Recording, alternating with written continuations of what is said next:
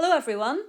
This short video is really looking at page 10 on Pedigree Diagrams, and that's in Unit 2.4b, Genetics booklet for both GCSE Biology and Double Award Biology. So in your notes booklet, turn to page 10 and the heading is Pedigree Diagrams. Now, Pedigree Diagram looks like this.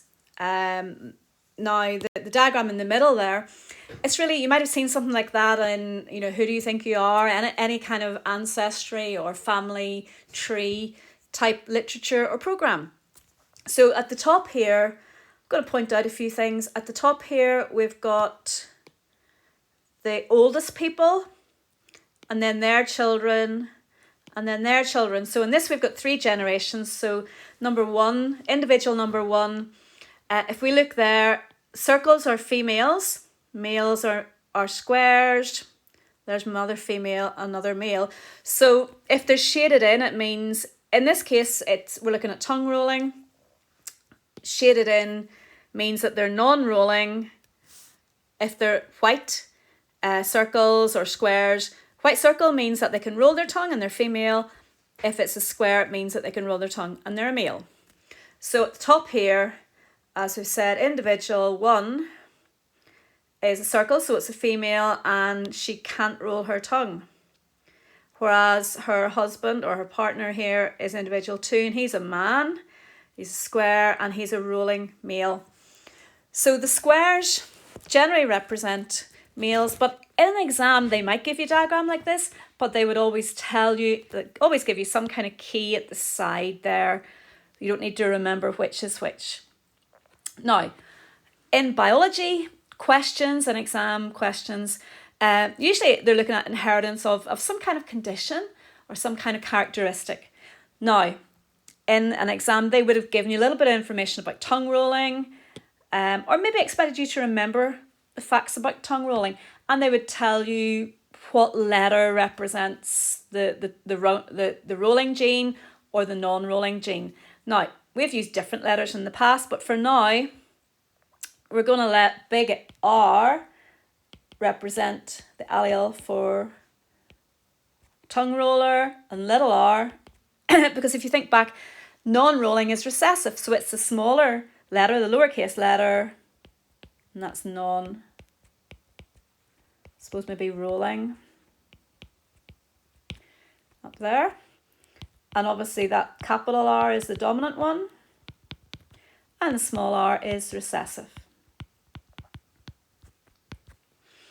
So individual 1, she's shaded in, she's a non-rolling female.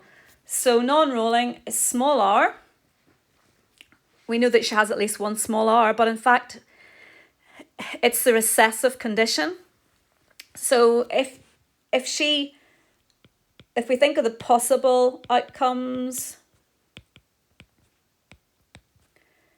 that one there, 2 small r's, is the only genotype that will produce a non-roller. These other 2 genotypes both have at least 1 big R, so they'll be rollers. So individual 1 must be 2 small r's. Okay, let's skip down to individual 8 because we know what her genotype is. It has to be the same as well because she is a non-roller. What does that tell us about her parents? Well, she got 1 small r from each parent, but yet they're not shaded in, so they're rollers, so they must be big R, big R. Okay, now we don't know everyone's genotype. For example, we said that individual 1 is 2 small r's. Her partner is a roller, so he has at least 1 big R. We don't know what other R he has. We know he's a big R because he passed the big R onto individual 4, and his partner or wife passed the small r onto individual 4. And we know that he has at least 1 big R because all of his offspring have 1 big R. but we can't be sure what his genotype is exactly.